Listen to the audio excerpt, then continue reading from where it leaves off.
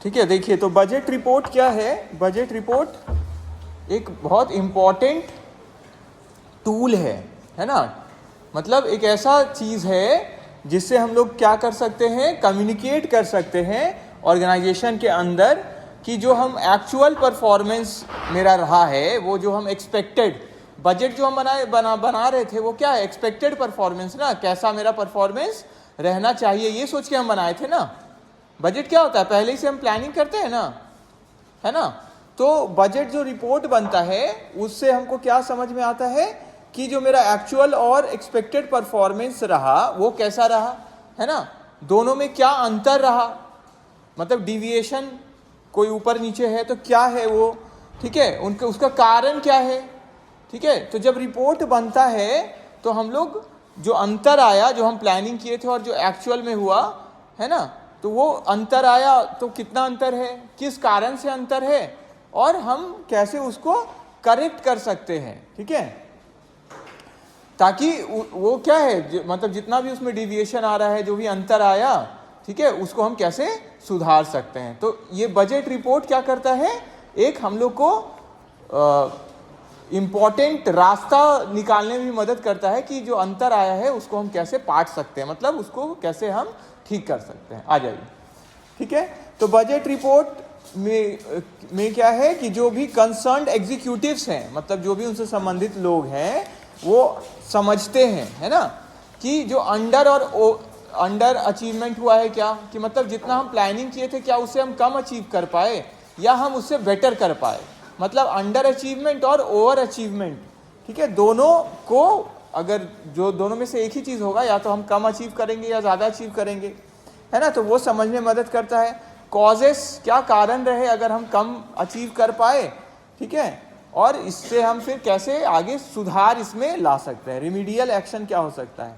और डायरेक्शन, ठीक है, कि अगर मान लेते हैं कि हमको क्या है, रिवाइज करना पड़ रहा है बजट, तो उसको भी हम देख सकते हैं, ठीक है, अगर रिवीजन बजट में हम लोग करते हैं, ठीक है। जैसे हम लोग अभी किए ना कि प्राइसेस, अगर क्या हुआ जब हम बजट बनाए और जब हम एक्चुअल परफॉर्मेंस, मतलब जब हम एक्चुअल वो चीज़ काम करने लग गए, तो वो अंतर हमको अब दिख रहा है। क्या हुआ कि प्राइसेस बढ़ गया है मटेरियल का, लेबर का।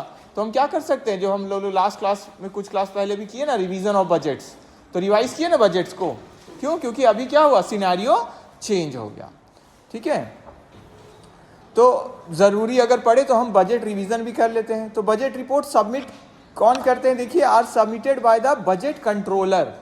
तो बजट कंट्रोलर या बजट ऑफिसर जिनको हम लोग बोलते हैं, वो सबमिट करते हैं किनको, फंक्शनल हेड्स को। फंक्शनल हेड्स कौन हो गए, जो सेल्स डिपार्टमेंट है, प्रोडक्शन डिपार्टमेंट है, मार्केटिंग, अच्छा, जो भी अलग अलग डिपार्टमेंट्स है, उनके जो हेड हो गए, उन्हीं को बोल रहे हैं टू फंक्शनल हेड्स। और जिसमें वो क्या बताएंगे, giving both actual and budgeted performance, कि एक्चुअल में क्या अचीव किए हम लोग और बजट हम लोग कैसा बनाए थे, ठीक है, या प्लानिंग क्या किए थे, ठीक है। तो उसमें डिटेल तौर पे ये सब रहता है। आ जाइए अंदर। तो एक इम्पॉर्टेंट टूल है हमारा कम्युनिकेशन का, जैसे हम लोग बात किए ऑर्गेनाइजेशन के अंदर कि एक्चुअल और एक्सपेक्टेड परफॉर्मेंस में क्या अंतर है, क्या कोई अगर अंतर है तो उसका कारण क्या है और कैसे हम उसको टाइमली ठीक भी कर सकते हैं, अगर टाइम है मेरे पास, नहीं तो आगे के लिए हम कैसे सतर्क हो सकते हैं, ठीक है। फिर है क्या, essentials of a good budget report. तो मेन चीज़ें क्या होती हैं बजट रिपोर्ट में, ठीक है, मेन चीज़ें क्या हैं, क्या होनी चाहिए। तो एक गुड बजट रिपोर्ट में क्या होनी चाहिए, देखिए, cause of each deviation should be specified, कि जो अंतर आया उसका कारण क्या था वो उसमें वर्णित रहना चाहिए। एक सेपरेट रिपोर्ट बनना चाहिए हर एक रेस्पॉन्सिबिलिटी सेंटर के लिए। रेस्पॉन्सिबिलिटी सेंटर क्या है, ठीक है, जैसे आपको थोड़ा सा पहले भी हम लोग जब स्टार्ट हुआ था तो डिस्कस किए थे, जैसे प्रॉफिट सेंटर होता है, कॉस्ट सेंटर होता है, जिसको भी जिम्मेदारी दे दिया जाए कि आपका ये काम है। इन्वेस्टमेंट सेंटर होता है ना, रिवेन्यू सेंटर है। तो जिसको भी जिस डिपार्टमेंट को भी या जिस यूनिट को भी स्पेसिफाई कर दिया जाए कि ये आपका काम है, आपको सारा कॉस्ट खर्चा को रिकॉर्ड करना है, तो आप कौन सा हो गए, कॉस्ट सेंटर।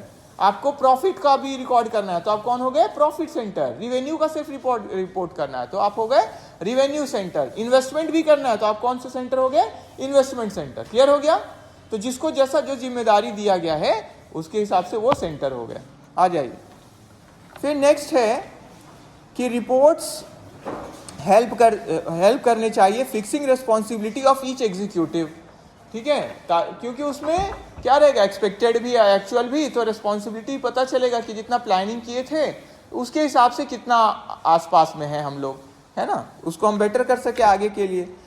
और फिर ब्रीफ और अनएम्बिगुअस होना चाहिए, रिपोर्ट जो बनाए वो शॉर्ट में होना चाहिए, बहुत सारा डिटेल मतलब अननेसेसरी डिटेल नहीं, जो रिलेवेंट डिटेल है वो हो। और अनएम्बिगुअस क्या होता है, कंफ्यूजन ना क्रिएट करे, है ना, सिंपल रहे, समझ में आए अच्छे से। और रिपोर्ट्स में क्या होना चाहिए, सिग्नेचर होना चाहिए उस पर्सन का जो वो बनाए हैं, ठीक है, जो रिपोर्ट बनाए हैं उनका सिग्नेचर होना चाहिए। फिर report should be prompt, more delayed the reports lesser becomes their value for fixing responsibility and for taking corrective action। मतलब जब जैसे हमको रिपोर्ट का ज़रूरत है हम टाइमली उसको बना लिए, है ना, तब ना हम क्या कर सकेंगे, उसके हिसाब से एक्शन ले सकेंगे ताकि उसका वैल्यू रहे। टाइमली चीज़ होने ही से ना उसका ज़्यादा वैल्यू होता है ना, समय से होता है तब ना। जैसे बेल लग जाता है तो लगता है कि क्लास में बैठे, नहीं अब दूसरा क्लास हो गया, आप छोड़ देंगे हम लोग को है ना, फिर वो वाला क्लास का ही बेल लग गया तो बस माइंड संकेत कर देता, हो गया, है ना। तो ये क्या है कि प्रॉम्प्ट मतलब जब डिसीजन क्या होता है कि हम लोग टाइम के हिसाब से लेते हैं ना, इसीलिए रिपोर्ट भी क्या होना चाहिए, टाइमली बन जाना चाहिए जिससे हम लोग डिसीजन ले सकें। मतलब उसका वैल्यू रहेगा, तब ज़्यादा वैल्यू रहेगा जब टाइमली होता है ना। इट शुड, फिर क्या है, इट शुड बी नहीं होगा, इट शुड क्लियरली होगा 7th पॉइंट में। It should clearly state the expected results. आप बजट हम बना रहे हैं तो एक्सपेक्टेड रिजल्ट क्या होना चाहिए, उसका रिपोर्ट बना रहे हैं तो एक्सपेक्टेड रिजल्ट क्या होना चाहिए, एक्चुअल रिजल्ट्स के बारे में भी उसमें रहना चाहिए। Extent of positive and negative deviation, कितना अच्छा रहा कितना खराब रहा वो भी उसमें रहना चाहिए। जैसे हम कॉस्ट तय किए थे कि मेरा 10 रुपये में ये काम होगा, लेकिन काम हो गया 9 रुपया में, तो फायदा हुआ कि नुकसान, फायदा ना, तो इसको क्या बोलेंगे, फेवरेबल, है ना। तो फेवरेबल हुआ कि नहीं हुआ, फेवरेबल है मतलब क्या, पॉजिटिव है। क्लियर है, क्लियर सबको, ठीक है। और इसका उल्टा होता, ज़्यादा लग जाता तो नेगेटिव डेविएशन हो गया, ज़्यादा आपका खर्च हो गया। फिर deviation should be analyse into those, ठीक है, due to controllable and uncontrollable factor. कौन सा फैक्टर आपके कंट्रोल में था और कौन सा नहीं था। मार्केट में प्राइस बढ़ गया तो ये आपके कंट्रोल में था नहीं ना, ये तो आपके कंट्रोल में नहीं था। लेकिन काम ठीक ढंग से हो, लेबर सही से काम करे अपना, ये तो सुपरविजन मैनेजर ये सब देख सकते हैं ना कि टाइम वेस्ट नहीं करे, कोई काम के समय काम हो जाए ताकि इजीली हम लोग फिनिश कर सके with in the time limit, ठीक है। तो ये आपके हाथ में है। तो जो हाथ में होता है उसको क्या बोलते हैं, कंट्रोलेबल। वेस्ट ज़्यादा ना हो, ये क्या है, मेरे हाथ में है ना, मटीरियल का, लेबर का, इसको जहाँ तक हम देख सके। शॉर्टेज बिजली का ना हो, लगातार चलते रहे ताकि हमारा काम रहे, आइडल टाइम ना हो, बेकार टाइम ना जाए, है ना। Incidence of each cause should be spelled out separately, ठीक है। हर कॉज का क्या कारण था और कैसे था उसको भी आपको बता देना है रिपोर्ट में। ये सब रिपोर्ट के कॉन्टेक्स्ट में हम लोग पढ़ रहे हैं। रिपोर्ट में हेडिंग और सब हेडिंग्स होने चाहिए, फैक्चुअल होना चाहिए। फैक्चुअल मतलब फैक्ट के बेस पे जो हुआ उसके बेसिस पर रिपोर्ट बनता है ना। रिपोर्ट क्या होता है, जैसे हमारा जो भी इंसिडेंट होता है आप देखते हैं, रिपोर्ट हम भेजते हैं आपको ग्रुप में, तो वो क्या हुआ, जो हुआ वही ना। हम ऐसे थोड़ी लिख देंगे कि ऐसा नहीं भी हुआ था लेकिन होना चाहिए था और ऐसा ही नहीं हुआ, फिर वो मतलब जो हुआ उसी का तो रिपोर्ट होता है ना। क्लियर सबको, ठीक है। तो फैक्चुअल होना चाहिए। Report should be prepared accurately, correct होना चाहिए, है ना, सही से बनना चाहिए, ठीक है। तो ये हमारा बजट रिपोर्ट लास्ट क्लास में हल्का सा किए थे, इसीलिए आज थोड़ा डिटेल में हम इसको बोल दिए, है ना। लास्ट क्लास में होमवर्क दे दिए थे हम, तो बजट रिपोर्ट हमारा हो गया और उसमें क्या क्या इंपॉर्टेंट चीज़ें जो शामिल होने चाहिए, ठीक है। आ जाइए।